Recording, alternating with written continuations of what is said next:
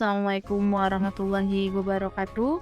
Kembali lagi bersama saya, Saidatul Alia, di channel lia.sibontot. Oke, pada kesempatan kali ini, saya akan membahas mengenai gender. Sebelum dimulai videonya, jangan lupa like, komen, dan subscribe ya. Terima kasih. Di video ini, kita akan membahas mengenai 1. Pengertian gender, 2.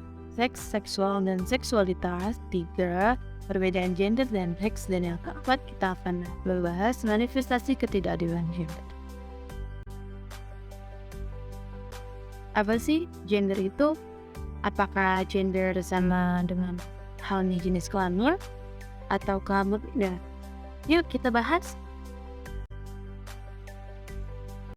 Nah, gender adalah sifat, peran, dan posisi sosial yang diletakkan kepada laki-laki dan perempuan yang berasal dari hasil konstruksi sosial. Nah, cara pandang atau persepsi manusia terhadap laki-laki atau perempuan yang didasarkan pada maskulinitas dan feminitas, bukan pada perbedaan jenis kelamin. Nah, jadi dapat kita pahami bahwa gender adalah perbedaan yang bukan biologis dan juga bukan kodrat Tuhan. Konsep gender sendiri harus dibedakan antara kata gender dan kata seks atau jenis kelamin. Kita juga perlu mengetahui perbedaan antara seks, seksual, dan juga seksualitas. Seks adalah penamaan fungsi biologis atau alat kelamin dan fungsi reproduksi tanpa adanya judgmental atau hubungannya dengan norma, contoh penis dan vagina. Sedangkan seksual adalah aktivitas seks yang juga melibatkan organ tubuh lain, baik fisik maupun non-fisik. Sedangkan seksualitas merupakan aspek-aspek terhadap kehidupan manusia terkait faktor biologis, sosial politik, dan budaya terkait dengan seks dan aktivitas seksual yang mempengaruhi individu dalam bermasyarakat.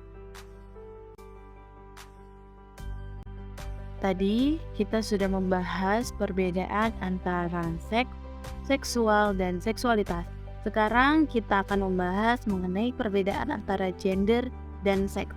Karena jelas ini adalah perbedaan yang sangat mencolok ya. Perbedaan gender dan seks. Yang pertama, gender ini dikonstruksikan oleh sosial budaya masyarakat, sedangkan seks bersifat dari lahir atau kodrat. Perbedaan yang kedua, kalau gender itu bisa diubah atau bertukar peran antara laki-laki dan perempuan, sedangkan seks ini tidak dapat diubah. Perbedaan yang ketiga, gender ini dia bersifat lokal, sedangkan seks bersifat universal. Perbedaan yang keempat, gender bisa berubah dari waktu ke waktu dan dari generasi ke generasi. Sedangkan seks sama dari waktu ke waktu, dari generasi ke generasi. Pembahasan selanjutnya adalah manifestasi ketidakadilan gender. Nah, ketidakadilan gender ini merupakan bentuk pembedaan perlakuan berdasarkan alasan gender. Ketidakadilan gender bisa dialami oleh laki-laki maupun perempuan. Namun, saat ini perempuan yang lebih banyak mengalami ketidakadilan, bukan laki-laki. Akibatnya, terjadi pembatasan peran terhadap perempuan. Nah, jadi apa saja sih manifestasi ketidakadilan gender? Oke, akan kita bahas. Manifestasi ketidakadilan gender ini terbagi menjadi 5. Yang pertama, marginalisasi. Yang kedua, subordinasi. Yang ketiga, stereotip. Yang keempat, violence. Yang kelima, double burden. Nah, yang pertama ini adalah marginalisasi, artinya pemikiran, yaitu menempatkan posisi perempuan berada di posisi yang tidak berperan penting dalam masyarakat. Contohnya, perempuan dipinggirkan dari dunia pendidikan, politik, ekonomi, dan lain-lain. Yang kedua adalah subordinasi. Subordinasi ini adalah keyakinan bahwa salah satu jenis kelamin dianggap lebih penting atau lebih utama dibandingkan jenis kelamin lainnya. Nah, subordinasi ini biasa menjuru pada perempuan. Perempuan dianggap tidak bisa jadi pemimpin, dan dianggap pemimpin adalah cocoknya itu ditempatkan kepada laki-laki.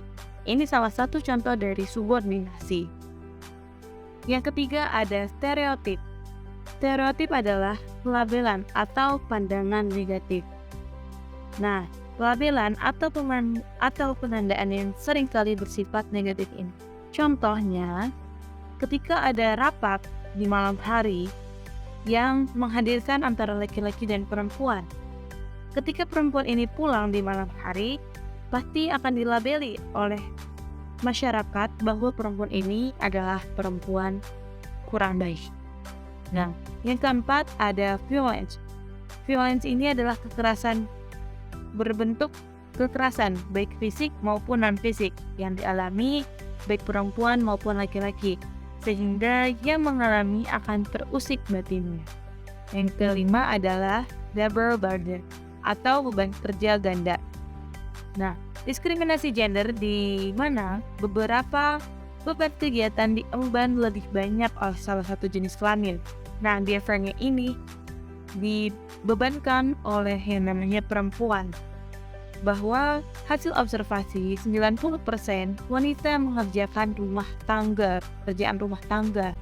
Sehingga bagi wanita karir yang bekerja di luar juga harus mengerjakan tugasnya di rumah. Selesai sudah pembahasan mengenai gender, seks, seksual, dan seksualitas, serta perbedaan dari gender dan seks. Kemudian pembahasan manifestasi ketidakadilan gender. Baik, saya Zaidatul Alia pamit undur diri. Jangan lupa di like, share, komen, dan subscribe channel ini. Terima kasih.